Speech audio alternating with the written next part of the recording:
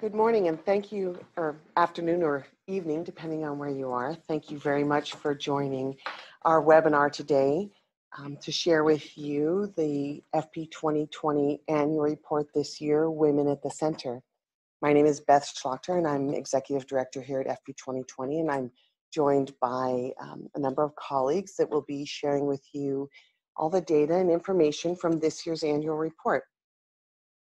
We did launch the report for those of you who had the pleasure and the honor of being in Nairobi for the ICPD, but we want to share with you now the full report that's available online and that you can access at fp2020.org.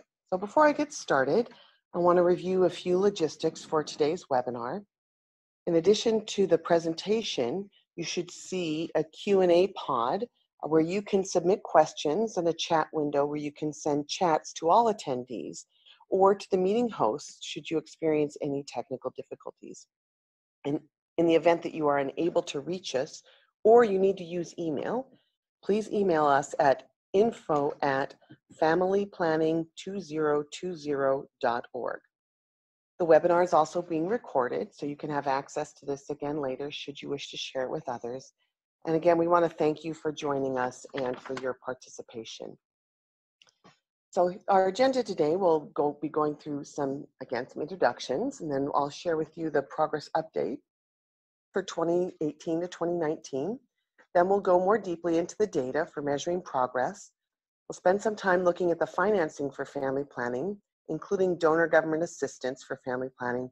And then we should have plenty of time for a moderated Q&A. Again, you can submit your questions, and if we don't get to everybody today, we will always be available to answer you via email. We've had over 700 people sign up for this webinar today, so we'll do the best we can to make this a really dynamic discussion. And then we'll end by sharing with you some next steps, including FP 2020, where are we going from here, given that it's almost 2020 itself. Before we start today, though, I want to take a moment to remember our friend and colleague, Jennifer Schlecht, who many of you knew very well over the years for her incredible work on sexual and reproductive health for women and girls who were in humanitarian or other crisis situations. Unfortunately, as many of you probably are also aware, we lost Jennifer to domestic violence along with her beautiful daughter, Abinish, just over 2 weeks ago. So with FP 2020, we were very honored with Jennifer's family to establish the Jennifer Schlecht Memorial Fund, which we were able to launch earlier this week. Should you wish to make a contribution to this fund, we will be working with the Schlecht family to determine ways that we can use this fund to support and continue Jennifer's life work. And we will be sharing how we'll be using that fund in the weeks to come. So for those of you who wish to do something positive in loving memory of Jennifer, we invite you to join us in this fund. You can also share your memories or photos of Jennifer's work. For many of us, as we work globally around the world, we capture each other's lives in ways that our families don't always see. So you can share those with us here at FP 2020, and we're collecting all of that for Jennifer's family. So please do reach out to us if you have something that you would like to share. Thank you. So our progress on family planning. As I mentioned previously, we launched this annual report in Nairobi during the ICPD. What we shared at that time was a full online, the digital version of the report. And with some people who were there, we were able to share a condensed print version as well. Right now, we have a French version of that condensed print version that's available in the resources section of our website. And we'll be launching a fully translated digital version of this French report in mid-December. We'll be very pleased to share this when we go to the Ouagadougou Partnership meeting in 2 weeks' time. Okay, so we want to use today's webinar as an opportunity to focus on the themes of this year's report, including women and girls at the center of our work and how partners continue to press onward to our 2020 goals and beyond. We're going to highlight the flourishing partnerships with young people, with men and boys, with HIV community, those working on cervical cancer and maternal health community, those working in the environment, with the faith community as well. FP 2020 as a partnership and as a platform has continued to expand while we've kept our specific focus on family planning. We want to share with you insights from the latest data, exploring the impact of the FP 2020 initiative on rights-based family planning programming. We'll also discuss the latest trends in financing for family planning and the evolving shared vision of the global family planning community is creating for 2030 that builds on progress achieved to date and positions us to achieve the future women and girls around the world want and deserve. So the highlights. Since 2012, 53 million more women have been reached by the FP 2020 partnership, an additional 9 million in the last year alone. Gains in terms of additional users of contraception since 2012 are almost 30% above the historic trend line. The use of modern contraceptives is growing fastest in Africa. As of July 2019, almost 25% of women of reproductive age in these countries are using a modern method. And in Eastern and Southern Africa, MCPR has grown by 1 percentage point per year since 2012. Growth has been nearly as fast across Central Africa and Western Africa, which started at lower rates of MCPR. In FP 2020 focus countries in Asia, approximately 38% of women of reproductive age were using a modern method as of July 2019, and the average growth across all of the regions of Africa has been 0.2 percentage points per year since 2012. While the percentage of women using a modern method hasn't grown as hoped, these countries are providing services to millions more women each year. This contraceptive use has an incredible impact on the lives of women and girls, and as a result of modern contraceptive use, 119 million unintended pregnancies, 21 million unsafe abortions, and 134,000 maternal deaths were prevented in the last year alone. We're seeing other signs of improvement as well. Expanding the number of methods available to women and girls increases the likelihood that they will be able to choose a method that meets their needs. We're seeing signs of increasing method availability and options for women and girls, from access to a wider range of methods to increasing options for self-care. We're also seeing an increase in the financial resources available for family planning. This year's report highlights the progress that countries are making toward their financial commitments and shows that spending on family planning by donors is the highest we've seen since the beginning of the FP 2020 partnership. My FP 2020 colleagues Jason Bremner and Martin Smith and Adam Wexler from the Kaiser Family Foundation will delve more deeply into the key findings from the measurement and finance sections of the report later in this webinar. As 2020 rapidly approaches, the FP 2020 community is moving forward with greater momentum than ever. This past year has been one of continued progress on our existing 2020 commitments, along with intense planning for what comes after 2020. But as much as we've accomplished, we recognize that our original and ambitious goal of 120 million additional users of contraception will not be reached by 2020. But we have bent the curve significantly, and several countries are on track to achieve the national goals they set in their FP 2020 commitments. Because of this focus on country action and country progress, today I'll speak first about our work with countries. I'll then turn to the partnership's role and work with other sectors to support country progress. The FP 2020 partnership continues to expand, with new country commitments this year from Angola, the Central African Republic, the Gambia, along with commitments from the Elizabeth Glaser Pediatric AIDS Foundation and UNAIDS. The total number of commitment-making countries now stands at commitment makers stands at 132, including 46 of the 69 FP 2020 focus countries. FP 2020 countries and partners are continuing to deliver on their commitments, providing more services, investing more resources, reaching more women and girls. And our collaboration with the HIV/AIDS sector, humanitarian partners, again, the environmental movement and maternal health community are flourishing.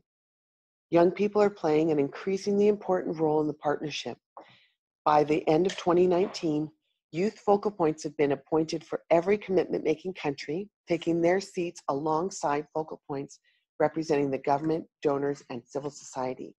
And there remain 2 youth representatives on the FP 2020 reference group. Our engagement with countries is at the heart of the FP 2020 partnership. The regional focal point workshops we organize bring together commitment-making countries' focal points representing governments, civil society, donors, and, as I said, young people. As our engagement with countries has strengthened and evolved over the last couple of years, this evolution has also been reflected in our regional workshops, including new youth focal points from Anglophone Africa countries who were onboarded in early 2019 and attended our largest focal point workshop yet, the 3rd Anglophone Africa Regional Focal Point Workshop in Addis Ababa, Ethiopia, which was in May. The workshop's main objective was to drill down on real-world approaches to clearing bottlenecks and accelerating progress toward 2020 and beyond. Country teams from new commitment makers, Egypt and the Gambia, attended for the first time, and representatives from Angola attended as observers. All participating countries identified strategic prioritized actions for the next 18 months that will guide their efforts and the Secretariat's future and ongoing engagement. FP 2020 countries and partners are continuing to deliver on their commitments, providing more services, investing more resources, and reaching more women and girls. Our collaboration with the HIV/AIDS sector, humanitarian partners, environmental, cervical cancer, and maternal health are flourishing. The collaborations that have strengthened over the past year are an incredibly important step forward, and the year ahead promises more of the same. On World Population Day, July 11th, for example, the Margaret Pike Trust launched a first-of-its-kind campaign, Thriving Together, Environmental Conservation and Family Planning. We joined more than 150 environmental and reproductive health organizations to support that campaign.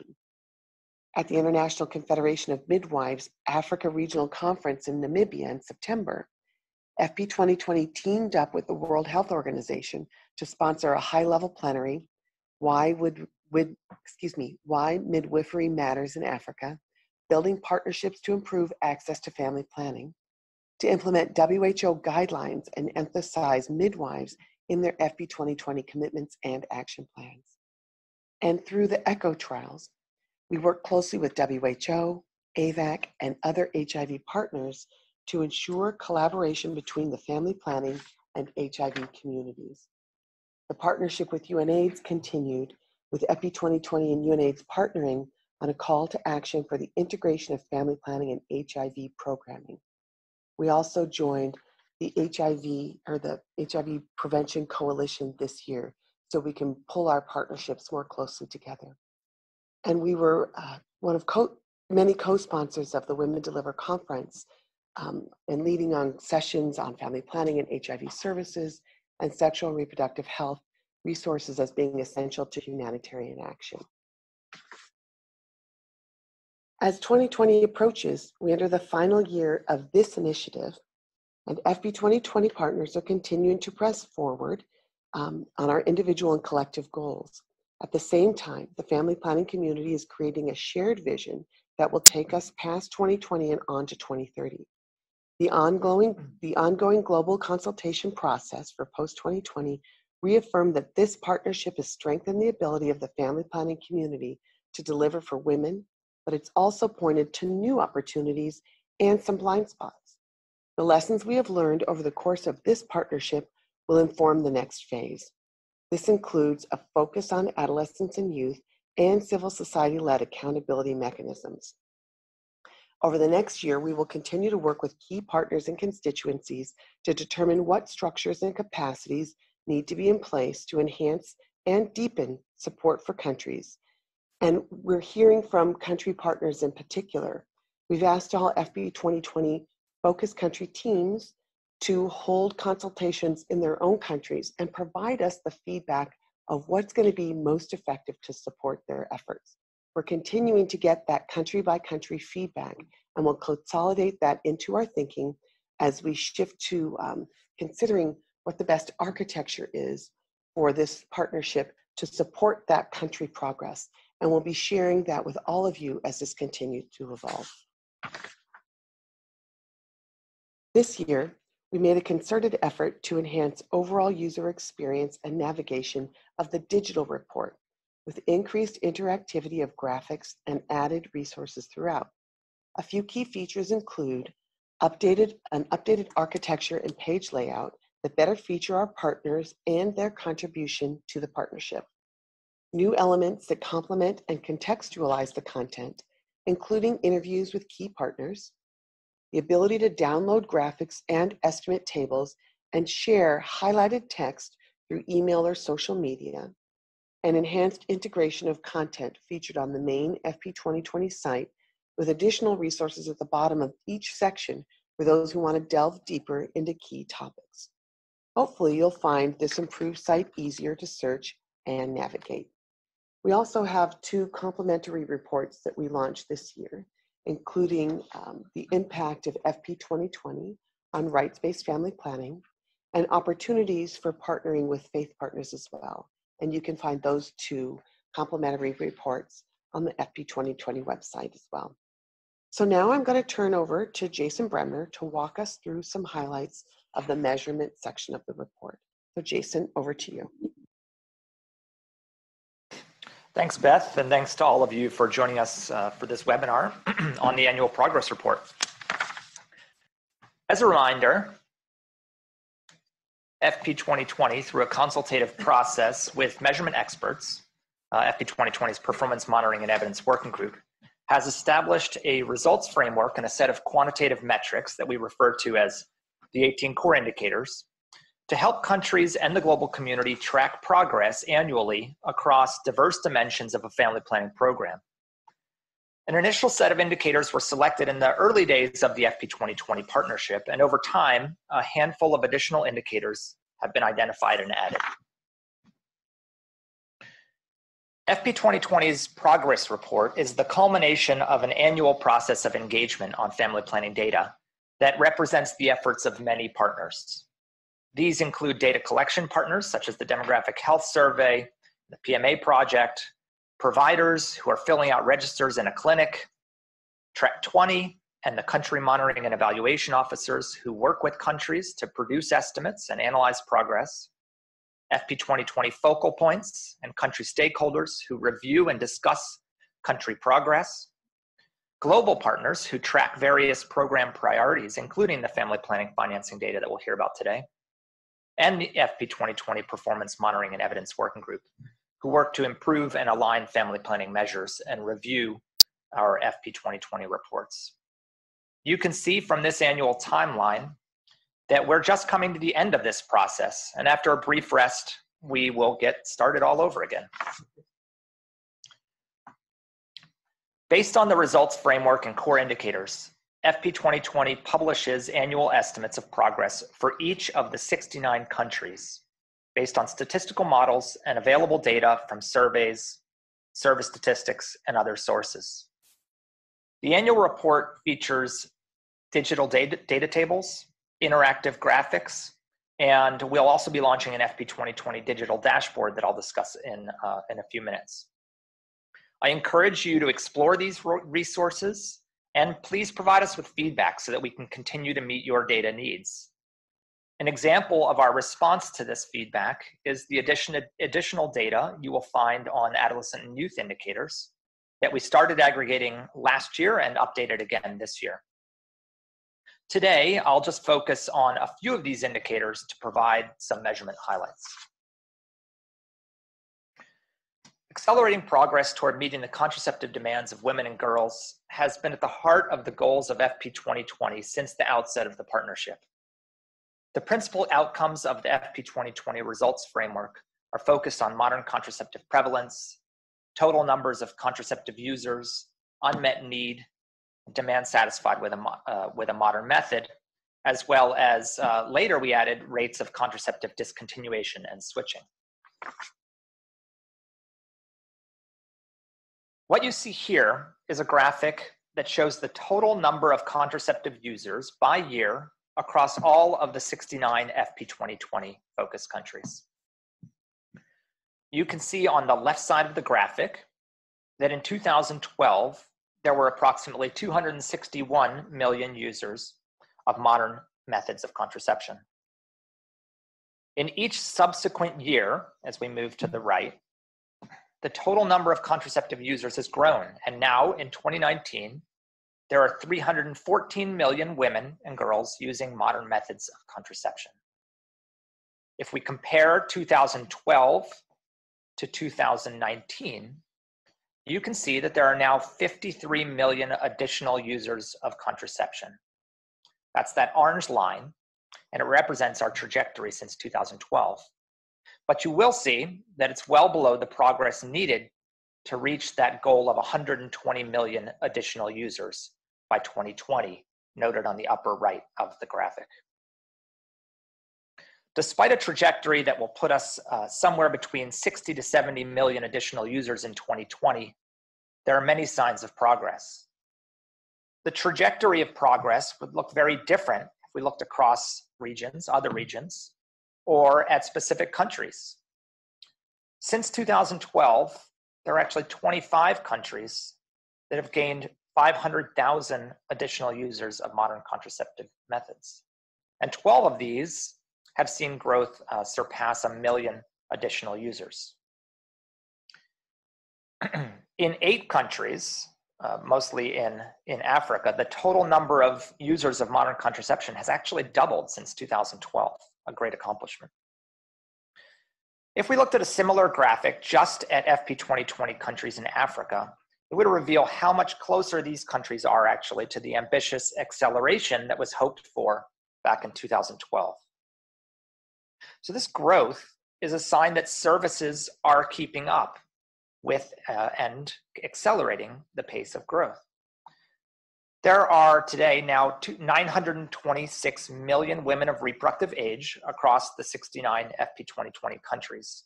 That's 100 million more than there were in 2012. By 2025, projections suggest that the number of women of reproductive age will surpass 1 billion in the 69 countries. Even with no growth in contraceptive prevalence, or the proportion of women using a modern method, the number of women and girls demanding their contraceptive method of choice will grow, and it is our responsibility to continue to keep up with that pace. For those of you who pay very close attention, you'll remember that we've had lots of past discussions of a rolling baseline, and I'm going to take a moment to talk about this. You'll notice a substantial change in this year's graphic in the estimated number of users of family planning in 2012. For every year from 2012 to 2019, we calculate the total number of users of contraception by first estimating the proportion of women using a modern method in a country, and then multiplying that proportion by an estimate of the population of women of reproductive age. Changes in either of these estimates can then affect our estimate of total users of contraception. Over the last several years, new modeling approaches, additional data, and population revisions have resulted in gradual shifts to the baseline number of users. And last year's progress report indicated there were 271 million users in 2012. This year's data reveals a substantial change in the estimated baseline of users in 2012. We've gone down from 271 million last year's report to 261 million in this year's report. And this is based principally on a downward revision in estimates of women of reproductive age. Because we re-estimate the whole trend from 2012 to 2019 each year, this revision also affects our estimate of the number of contraceptive users today, 314 million. versus what we estimated in last year's progress report, which was 317 million. This is not actually a decline since we've re-estimated the whole trend. The rolling baseline allows us to adjust to these changes and continue to produce consistent estimates of additional users, which are the difference between users in current year and users in 2012. And both of these shifted downward, meaning the whole trend line shifted downward. Coming back to the concept of growth, I want to return to the S-curve pattern of MCPR growth, which we've described in past reports and presentations, and it remains an important tool that helps countries assess their trends and opportunities for growth, both at national and subnational levels. Compared to 2012, there are now more countries in the middle phase of the curve, or that green section, where more rapid growth can occur. Over the last several years, we've seen a number of countries move out of the lower prevalence phase, or the red and orange phase, into this green phase and begin to experience more rapid growth. At the same time, there are additional countries, including some in Africa and several in Asia, which are beginning to see that higher prevalence phase, or enter that higher prevalence phase where growth begins to slow.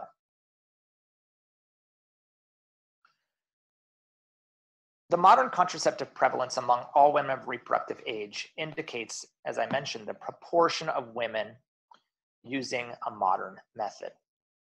As part of their FP 2020 commitments, nearly all countries have established goals of increasing contraceptive prevalence through rights-based family planning programs. Progress on reaching a greater percentage of women varies greatly by region and by country, as we'll see both from this graph and several following graphics. This graphic shows the weighted regional averages and annual percentage point change in MCPR, with the green line showing the average annual growth, or that hashed line across the graphic, which is the average annual growth across all 69 FP 2020 focus countries. Using Eastern and Southern Africa as an example here, the bar on the far left, the graph shows a regional average of 1 percentage point growth per year, quite a bit above that 69 country average. Here we see just Eastern and Southern African countries in comparison with that average growth line of 1 percentage point per year. So that hash mark now across the middle of the graphic is just for the East and Southern Africa region, 1% that I mentioned in just a moment ago. And the color of each country represents where they are on the S-curve. You can see in this graphic that there are about 6 countries growing at that rate of 1% per annum or higher, and another 10 growing more slowly than that. You can see Mozambique, our most rapidly growing country there, at 3% per annum.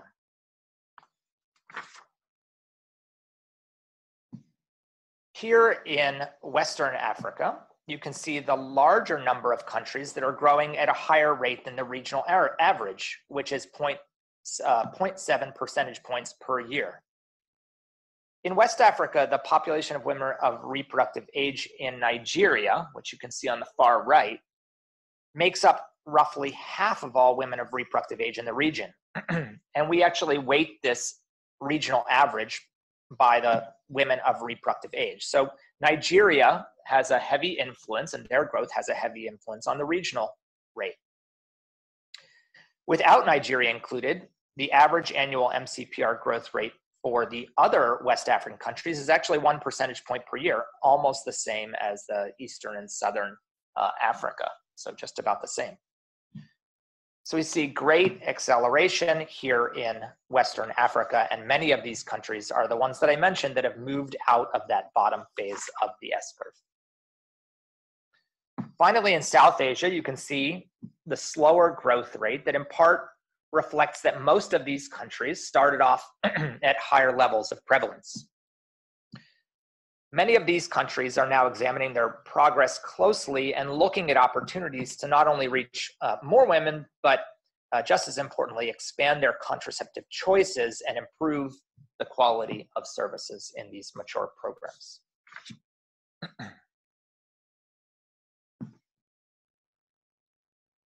Contraceptive method choice remains an important aspect of the progress that we highlighted in last year's progress report and that we returned to again in this year's report.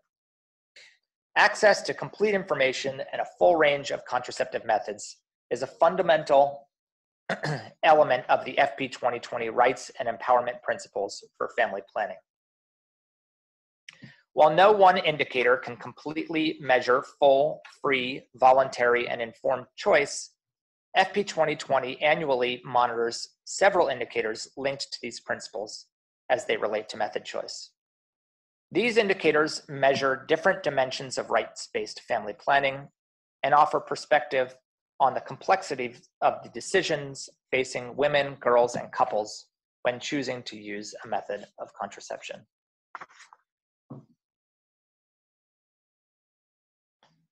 So let's take a look at core indicator 9, or the modern contraceptive method mix.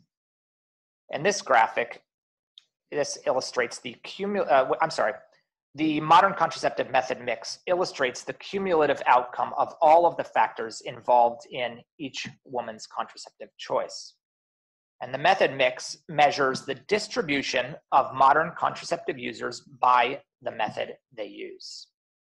So we'll get into what modern means in terms of method of contraception by looking at this graphic.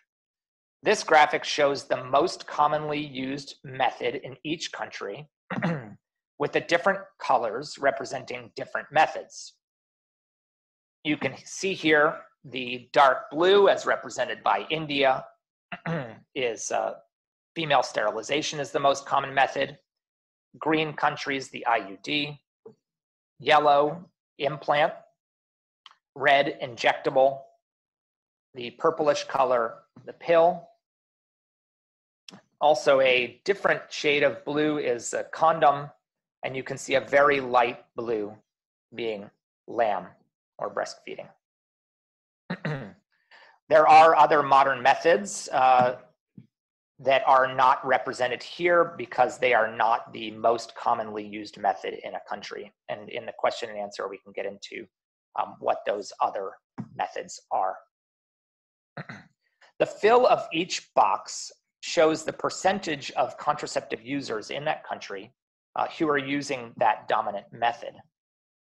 And finally, the dark outlines around boxes indicate countries with high method skew, or where the dominant method represents more than 60% of the method mix. Across FP 2020 focus countries, there have been meaningful shifts in method mix since 2012, including substantial growth in implants as part of the method mix, and a shift towards more effective methods in most countries. Benin and Ghana, for example, have now joined Burkina Faso as countries where implants are the most common method. In Nigeria, injectables have become the most common method according to the mix in 2017, and this replaced condoms, and suggests greater provision of services from the public sector, which is an important step for Nigeria.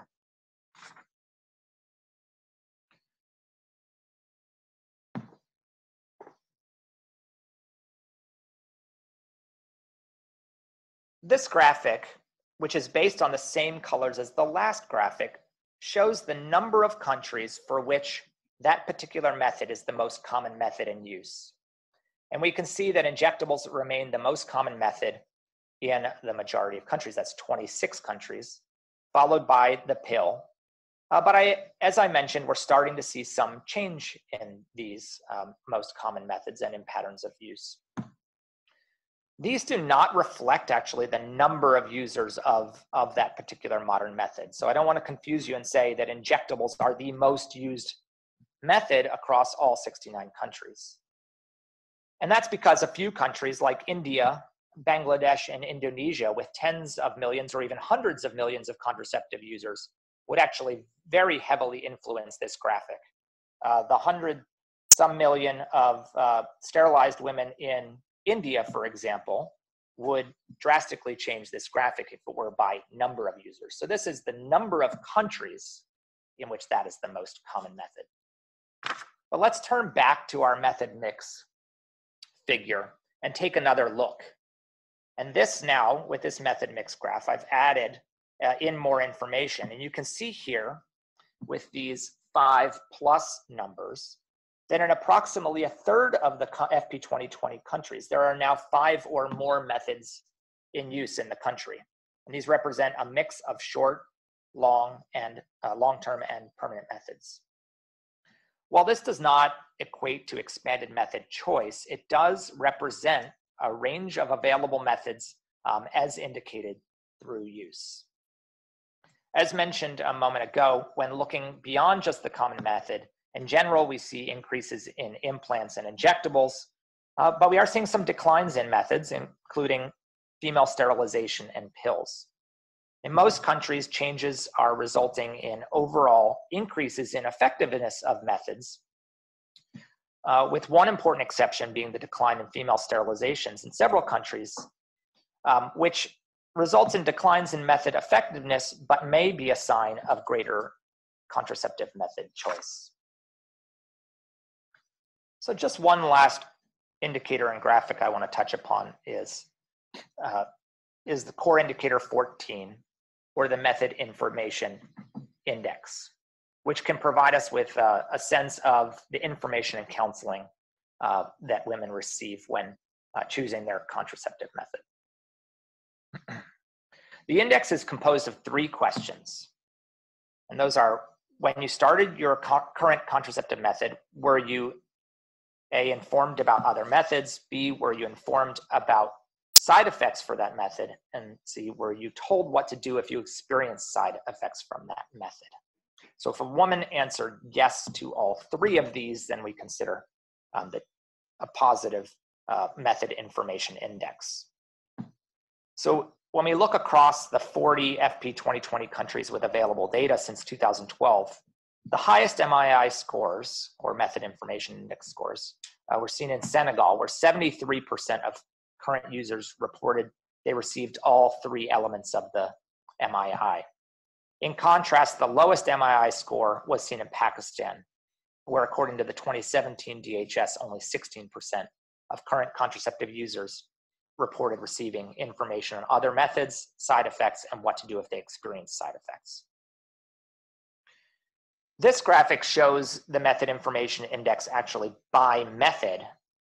And we can see that on average, users of implants and IUDs have the highest MII scores, while users of female sterilization have the lowest. Understanding the context is important in interpreting these scores, because depending on when and where women access these services, their experiences may reflect different types of providers, varying quality in provider training, and evolving standards of care for counseling. In addition, women's past experience with contraception, as well as their current relationship with a healthcare provider, may affect whether all elements of MII were relevant as part of the provision of their current method.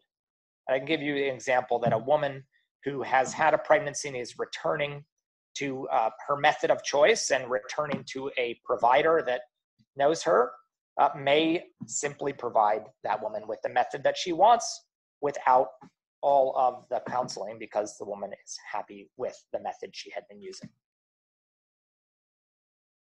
The average MII score across all 40 countries of only 43% of women reporting this full information indicates substantial room for improvement in counseling and quality of care.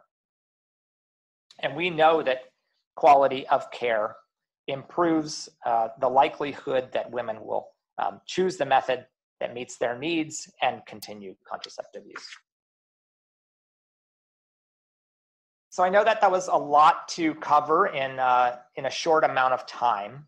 And I know that you're all clamoring for more data, and we have created some new tools for you to dive into the data, explore it at your own leisure. I'm happy to report the launch of a new FP 2020 data hub and dashboard.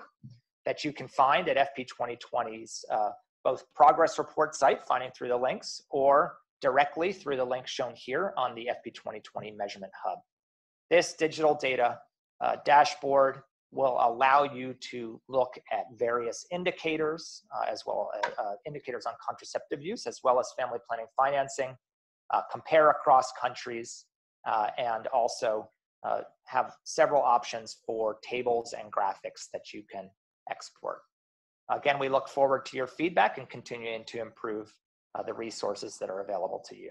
I look forward to your questions. And so with that, I'll turn it over to my colleague, Martin Smith, to take us into family planning finance data. Thank you very much indeed, Jason. Good evening, good afternoon, good morning. I'm delighted to be talking to you today about several facets of financing for family planning as we feature in the key financing section of our annual progress report.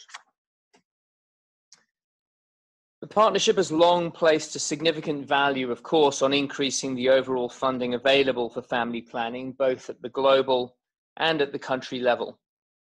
And this work is targeted to help foster resilient and sufficient financing.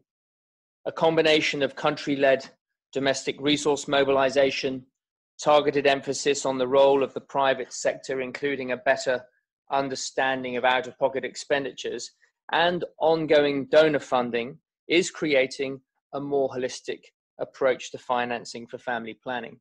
And UHC frameworks that promote family planning as a key element of primary healthcare systems and that provide holistic integrated services will be key to that sustainability going forwards.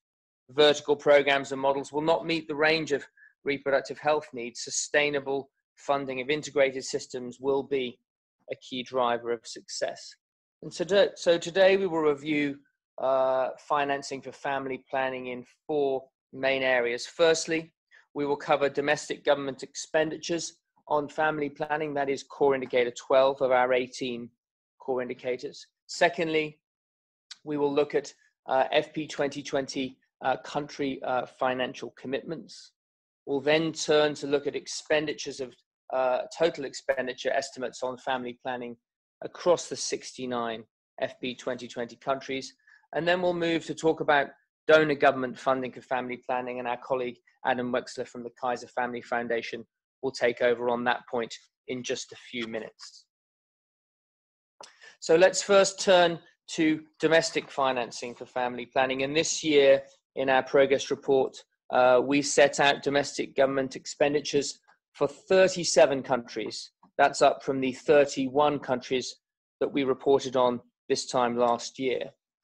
It's taken years of work and an intensive and wide-ranging effort from a number of key partners to establish the necessary methodologies to collect and analyze these expenditures, and then to work with countries through their critical in-country validation processes. Domestic expenditures, to remind you, are defined as all government expenditures that support family planning, including commodity purchases, demand generation campaigns, investments in training and research, and service delivery. And the aim of our combined effort is to ensure that the process of reviewing and reporting expenditures becomes a learned habit year after year. Now, the 37 countries that are featured in this table, of which 32 are FP 2020 commitment-making countries, represent over 80% of all modern contraceptive users in the 69 FP 2020 focus countries. And as you can see, annual domestic expenditure amounts range from over $300 million in India to less than $20,000 in Mali, and all points in between. So domestic expenditures don't always map neatly to the country financial commitments that countries express as part of their commitment process to FP 2020. Firstly, due to the way that many countries choose to express their financial commitments, more than half of countries express their financial commitments in terms of domestic contributions to commodity purchase rather than overall expenditure. Domestic expenditures also don't always map neatly to country financial commitments because many of these expenditures that we presented in the last slide are for 2017 and earlier, we have many financial commitments that were made by countries at the July 2017 summit, but the data is now emerging that relate to those commitments. For the 2018-19 reporting period, we asked countries that had made domestic financing commitments to give us updates on their progress, and we received, or we requested that rather, from 41 FP 2020 countries. From those 41 countries, from their responses, we can report that 18 of those countries are on track to achieve their financing commitments, while 17 countries are not on track for the current year, with 6 countries that have not yet reported. The FP 2020 country financial commitment section in our digital report gives much more detail, including featuring a number of the countries that are on track and much more detail on those 7 exemplar countries. It should be noted here that not all domestic financial commitments are equally significant, and being on track to achieve a financial commitment does not necessarily imply a large or a lasting impact. So let's turn to the overall picture, and with better data on those domestic government expenditures, we're able to present a more accurate picture on total spending on family planning across all 69 FP 2020 countries.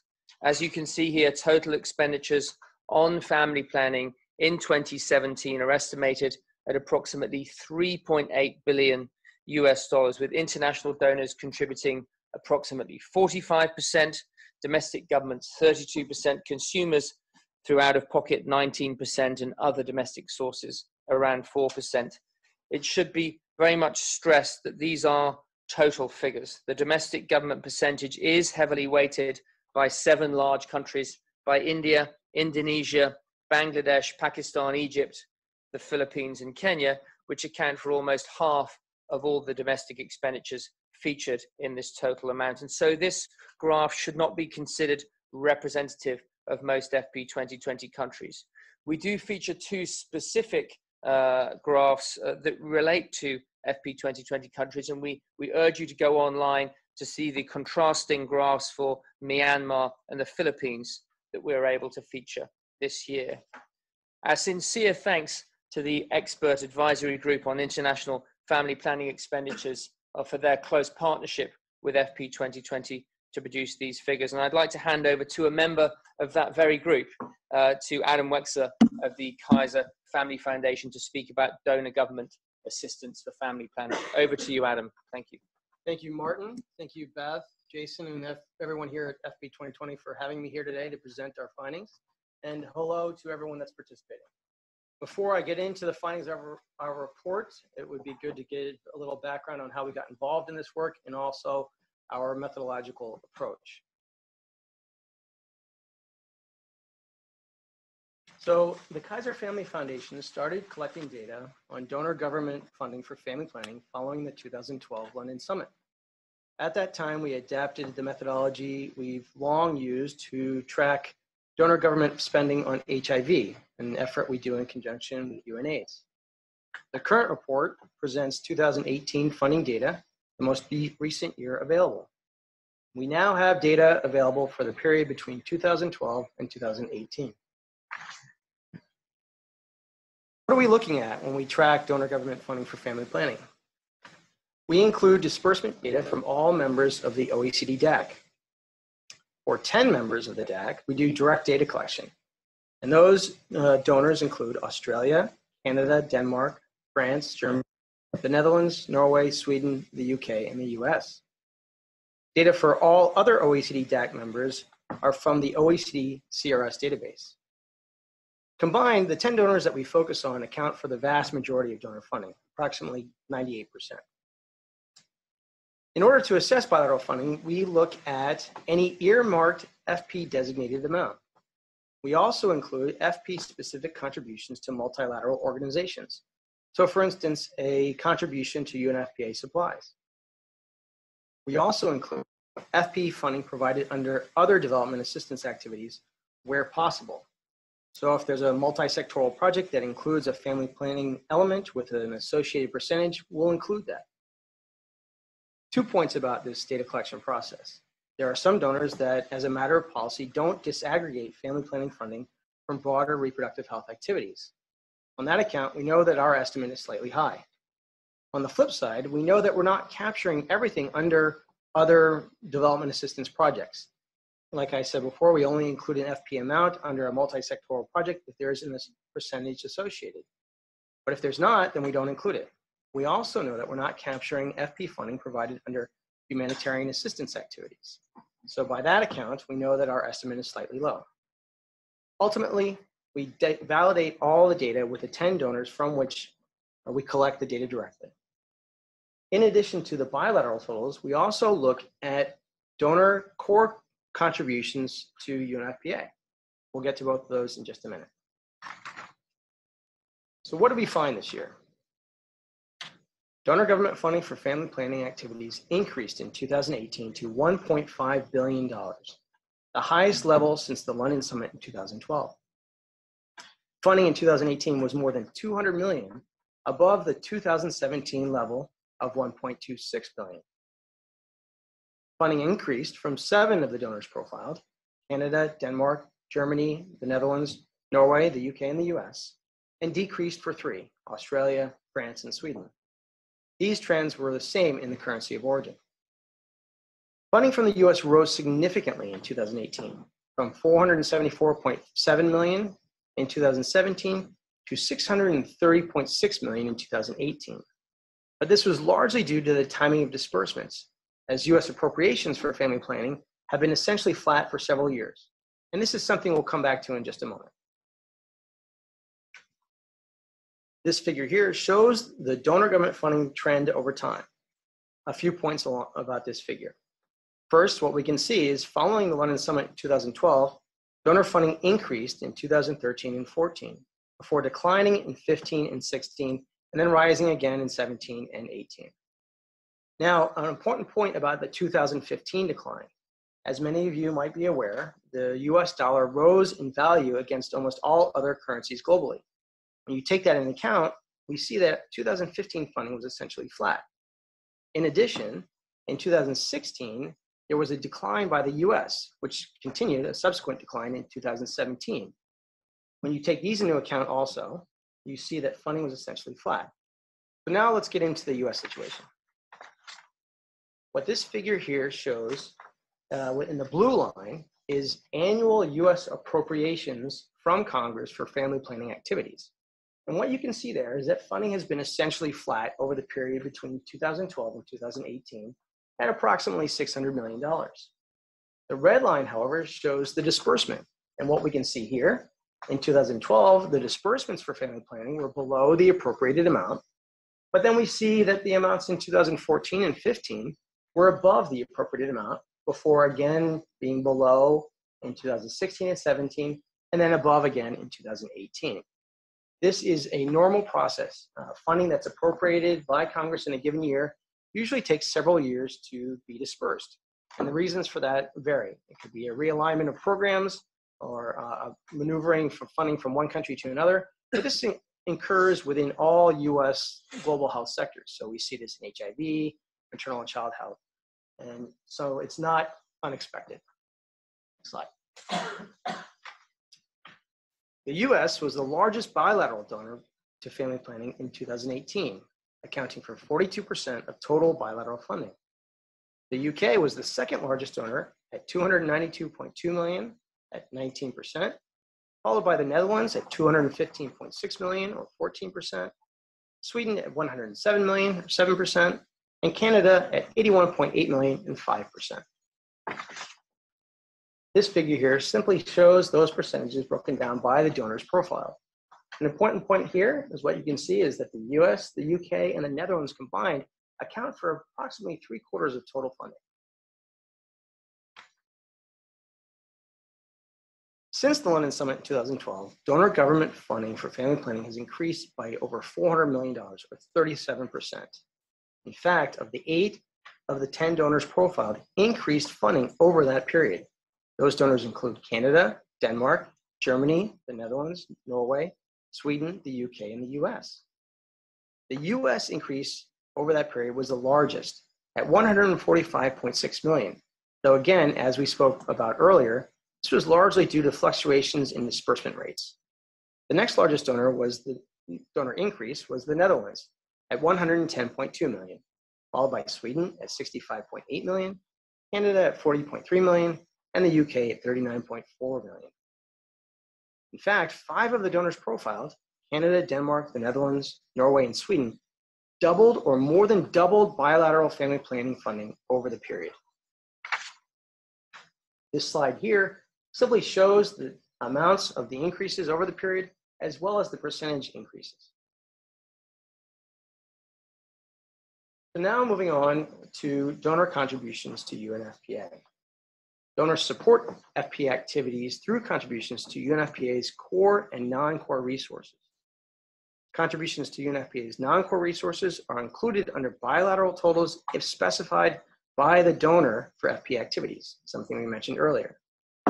Contributions to UNFPA's core resources are meant to be used for both programmatic activities, so for instance, family planning, but also HIV, as well as general operational support.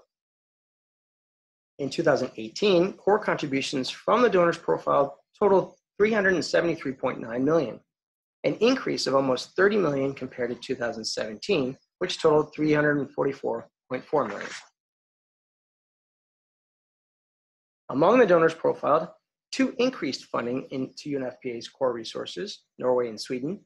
5 remained flat, Australia, Canada, France, Germany, and the UK, and 2 decreased, Denmark and the Netherlands. Sweden provided the largest core contribution in 2018 at 83 million, followed by Norway at 63.8 million, the Netherlands at 37.5 million, and Denmark at 37.1 million. In 2018, the U.S. administration invoked the Kemp-Kasten Amendment for the second consecutive year to withhold funding, both core and non-core contributions to UNFPA.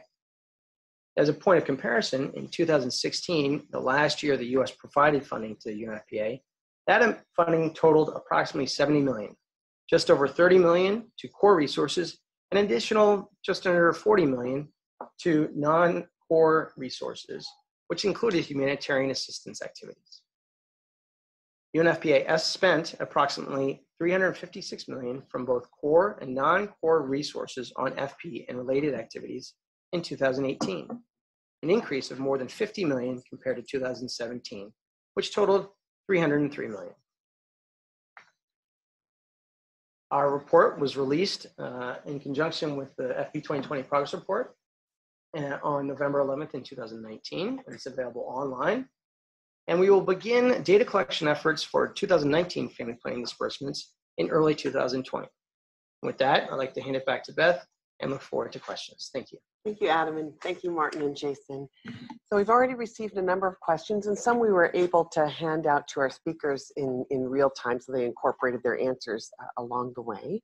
But we have a few more, so do remember that you can submit your questions now through the Q&A pod, or send them separately to us via email at info@familyplanning2020.org.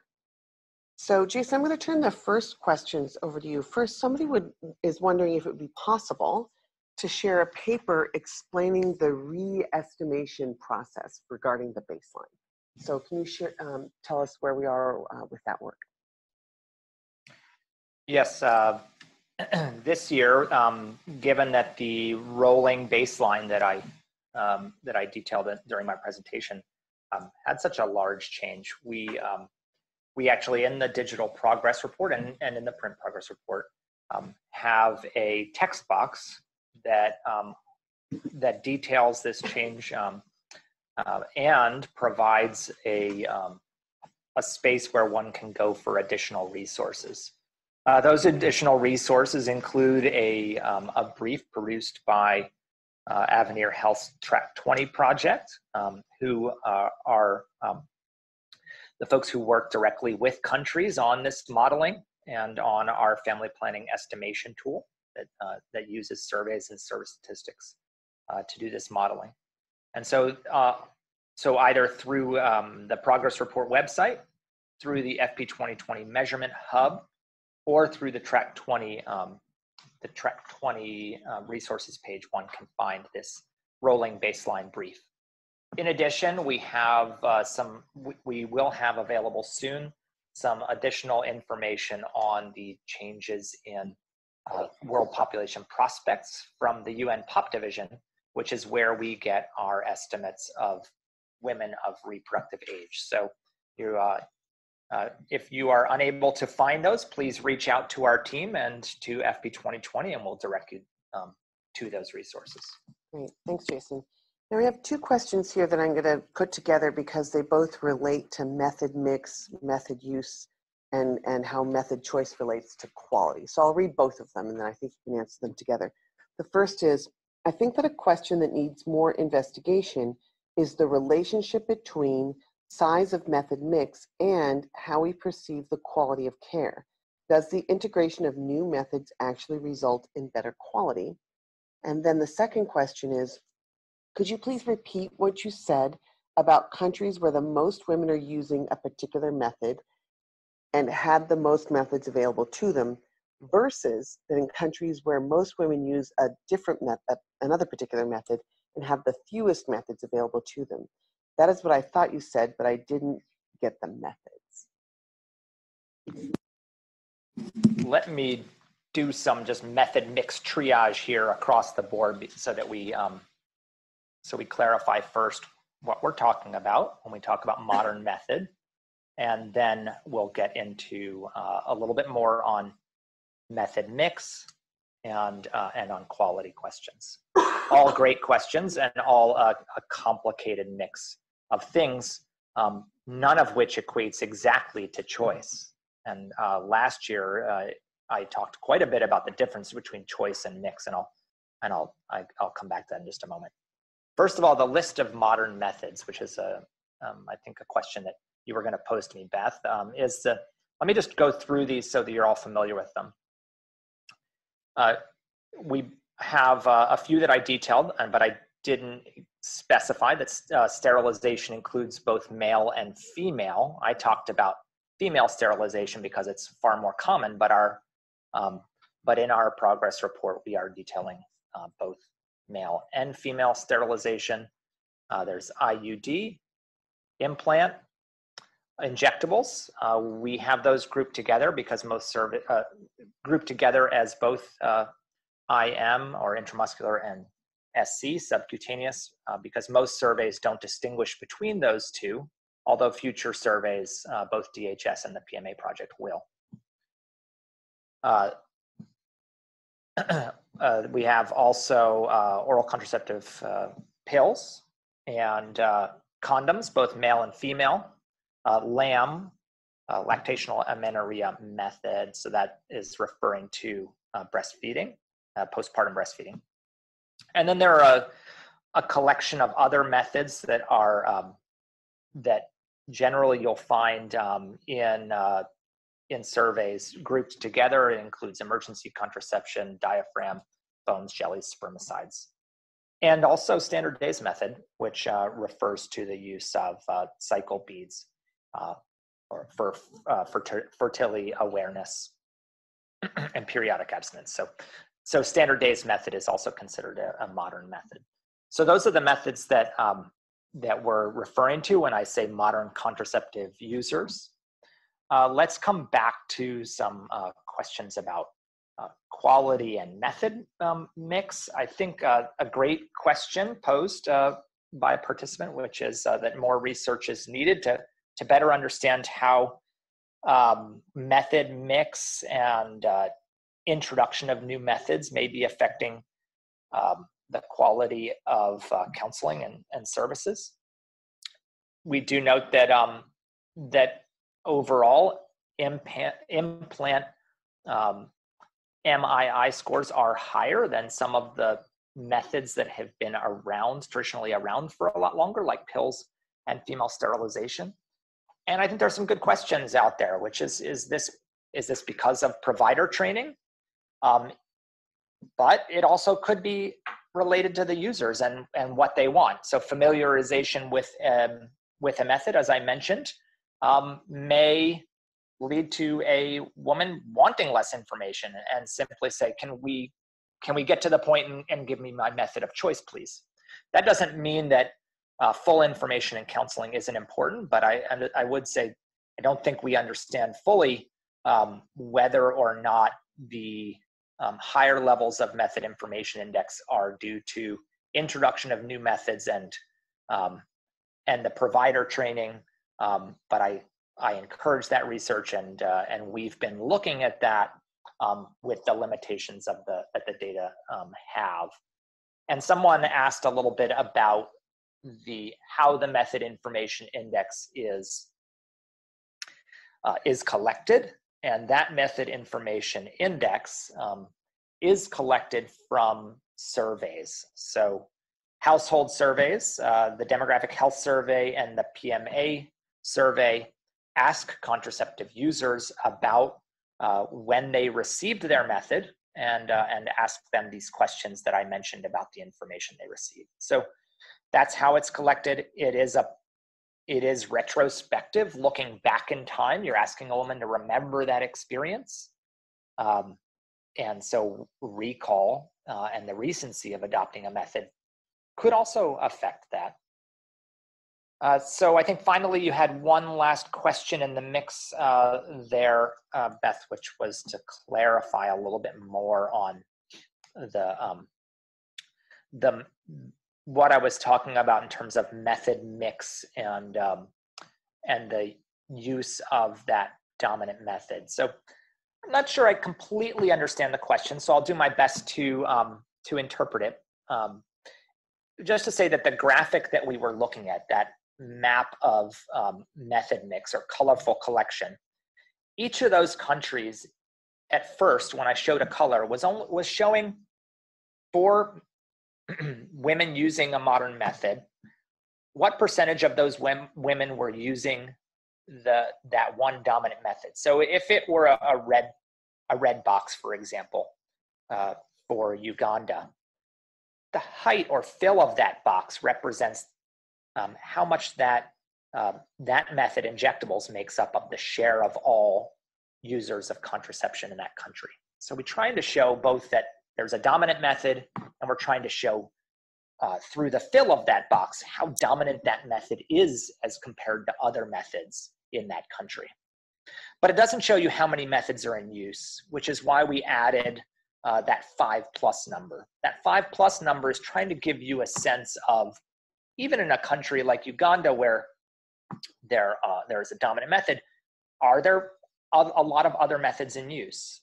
If the 5+ is there, it suggests that that for countries we see through use data quite a number of methods in use across women of reproductive age. But that does not necessarily equate exactly to choice. And so that's what I was trying to say there. And feel free to ask a follow-up question if you have some other, or if that's not clear. Thanks. I do have a quick follow-up question that relates to this, where somebody's wondering if a country can work on how countries can work on the most cost-effective methods. Is it possible to do an investment case on introducing particular new methods?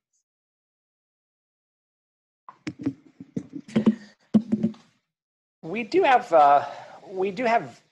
some data on the cost of particular methods in countries. I think we really do avoid, I think, making decisions based on the cost of methods. I think, FP 2020, since the outset, has been focused on a rights-based approach, and that ideally women have a collection of methods available in that country, regardless of the cost of those methods. We know that some methods cost more. IUDs and implants may cost more, even with the price reductions that we've seen since the beginning of FP 2020.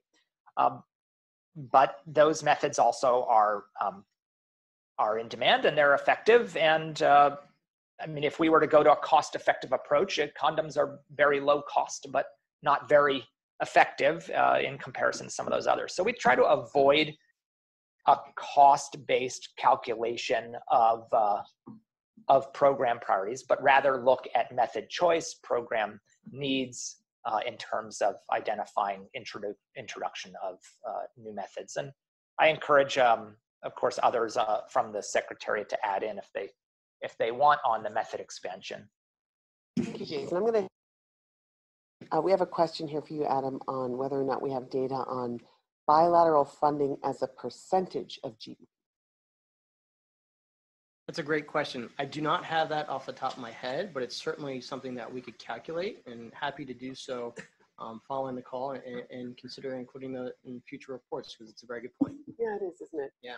And it does vary widely. It does, yes. Okay, great. And I think it would also be interesting to see that in relation to SRHR funding as well, because so many countries report in that way. So when you look at FP as a percentage of bilateral funding, there's a broader context as well for many countries. Yes, that's a very good point. And it's something we have done in the past with our HIV funding report. And so something we'll definitely consider, because it, as you point out, has a significant range, and you can see where the donors fall in their overall envelope percentage-wise, and a fair share estimate based on their GDP. It's a good way to describe it. Thank you. Yes, thank you.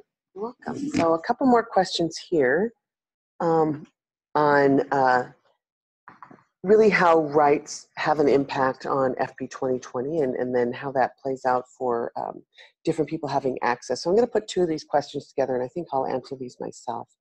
The first is somebody wrote, I heard just one passing reference to a rights-based approach and no explicit indicators for this programmatic element. How do human rights figure into FP 2020 strategy going forward? And the second question, which I see is really a rights-based question, is in some countries like Haiti, adolescents under 18 years of age are unable to access modern contraceptive FP methods. How can FP 2020 Secretariat help working with these countries to facilitate these young people have access to modern methods? And that's a great question. And for that, I would refer us all back to the Nairobi summit that just took place. Gosh, I guess it was just a week ago, wasn't it? Where the global community reaffirmed reproductive rights as articulated in the ICPD, where it says that all people have the right to manage matters related to their reproductive health. It doesn't say only adults or people over 18. So for FP 2020, the rights-based approach says that people have an evolving capacity and an evolving need and should have services and information available to them based on their need. And that should be defined as on an individual level. So in 2014, we published FP 2020's Rights and Empowerment Principles that articulate 10 of the principles that we think are foundational to ensuring that family planning programs and policies are operationalized from a rights-based approach. And you can find those principles available on our website. So when we work with countries and they make an FP 2020 commitment, we ask them to include these principles as foundational to their work. And then that's how we work with them. But in a lot of countries, we know that cultural, religious, and traditional norms come head to head with understandings of reproductive rights as well. And so part of the work that we do through focal points and through all of our materials is to encourage an understanding that we think contraception should be available based on need. And then we try to support advocates in their efforts to educate policymakers to open up that opportunity as well. And we know that many of you as partners are doing the same thing in countries too. So when it comes to contraceptive access for adolescents, when it comes to meeting needs across the board and shaping programs and policies that are based on a rights-based approach, that's, again, foundational to all that we do. And you can learn more about that through our website and to a report that I shared from the beginning, and we'll be showing a slide in a moment. Actually, why don't you turn to that slide now, Yassine, so we can show it, where we just published contributions of FP 2020 in advancing rights-based family planning. And this report articulates a number of steps going forward that we want to see enhanced and expanded in the 2030 partnership as well. So I do refer you to that for more information. So if we didn't say rights-based, maybe that's because for us it's baked into everything that we do, but please be assured that a rights-based approach will be foundational to the partnership going into 2030 as well. Okay, so we have another question here. Let's see. Okay.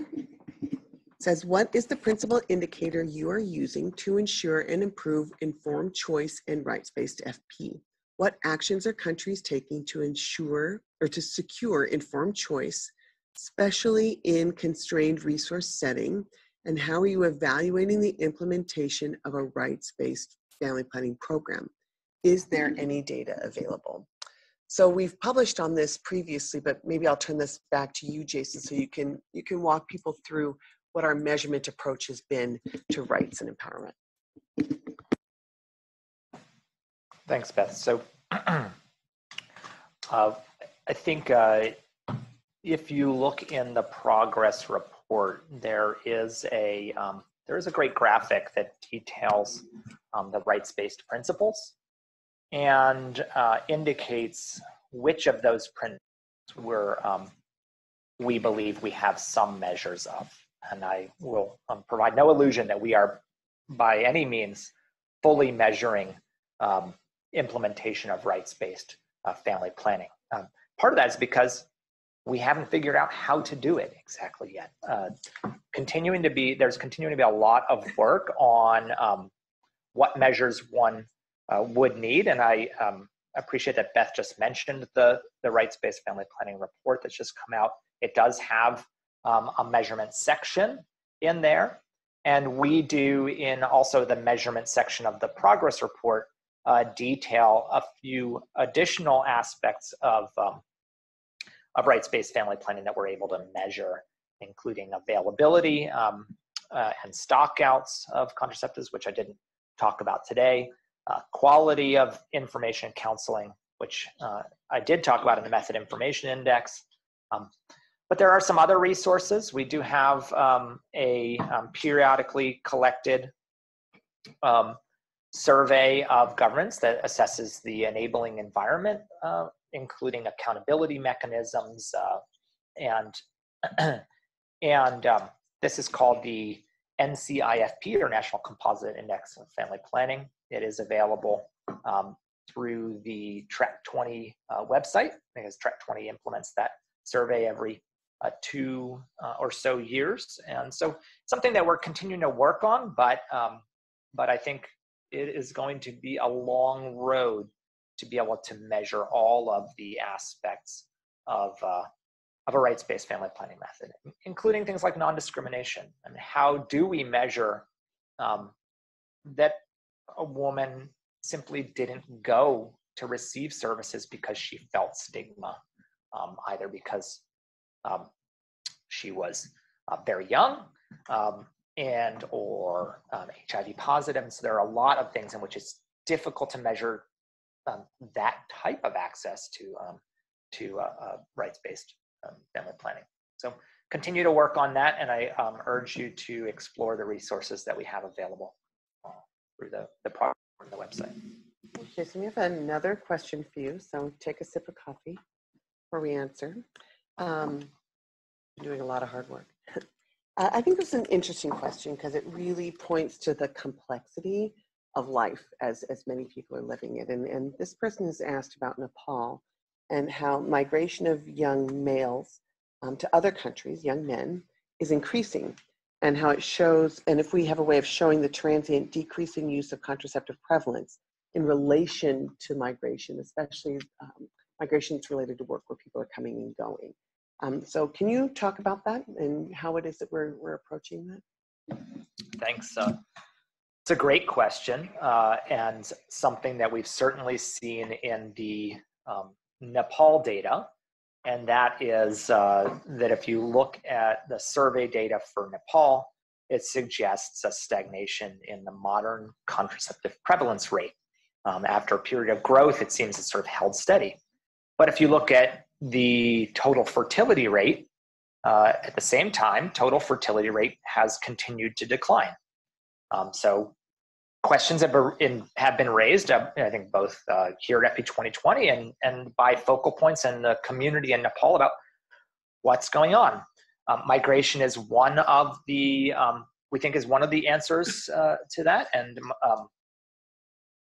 And this is in part, I think this is something that we should be okay with, which is that contraceptive prevalence should grow because women want it and need it. And if a spouse or partner is absent, then contraceptive use at that moment in time may not be appropriate for that woman. It's also a measurement issue, however, because we go to a woman in a household and we ask them, are they currently using a method? And they may say no. As soon as the spouse returns, they may use a method, and we did not capture that. And so what we are seeing is in some spaces, we're seeing a rise in traditional method use. And it may be that also in periodic use that we're not very easily able to capture. A new development in the DHS that has come about because of suggestions of the community are some new questions that will help to fill in some of these gaps on contraceptive use when people are periodically sexually active. And it will ask, at last sex, did you use contraception? That's going to be a new question. We're not going to use that to adjust our contraceptive prevalence rates, but it will give us a better insight into when people are sexually active, did they use a method? And so I look forward to sort of answering those questions and working with Nepal, and the Track 20 team has been working with Nepal to better understand what they need to do then to provide women with the resources and the information and the methods that they need to use contraception when it's appropriate for them. Thank you. I think that's an excellent point, and I'm very glad that somebody asked that question, because at the end of the day, I wish what we could measure is choice. And were you able to get what you need, or to decide not to have sex if you don't want to? You know, a couple of years ago, we talked about the DHS from India and how it showed that there was the delay of sexual debut for young women had actually grown, so that it was starting at a later age, which is a terrific outcome. It means girls were able to choose not to have sex if they didn't want to at a young age, which had an impact on MCPR. So the context of all of these things is so important, rather than just looking at one number and deciding whether that's success or failure. So I think that's a really good point to end on. That was our last question, which is beautifully timed. So again, I'll just point you for us to these last two reports on rights and choice, and also on partnering with faith-based communities. We also have a couple of other reports that are available. One that we did with Restless Development, where we asked them to give us an assessment of how we've been working with young people, because we're all trying to better understand what meaningful youth engagement actually is in practice, and we wanted to know how we were doing.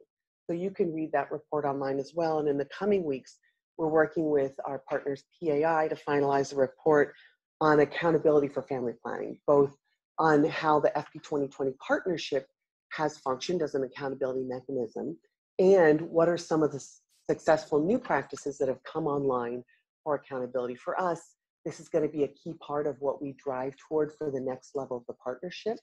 In 2020, we will be holding focal point workshops in all three of the regions that we work in by the midpoint of next year. And a big piece of what we're going to be doing is working with country partners so that they can start country-led and in-country processes of new commitments to 2025, 2030, so that accountability is a part of that.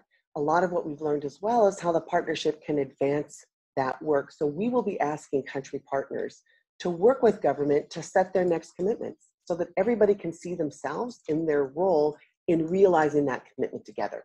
It's not putting governments in opposition to activists and implementers, but rather everybody working together to set what the next country goals will be, so that when we come to the Family Planning Conference in Thailand in 2021, those country processes are already clear. And the sum of that is really what's going to drive us forward in the next level of this partnership. So we look forward to working with all of you in 2020 toward that, as we refine then what the shape of the partnership is that can best support and activate all of that progress in the countries.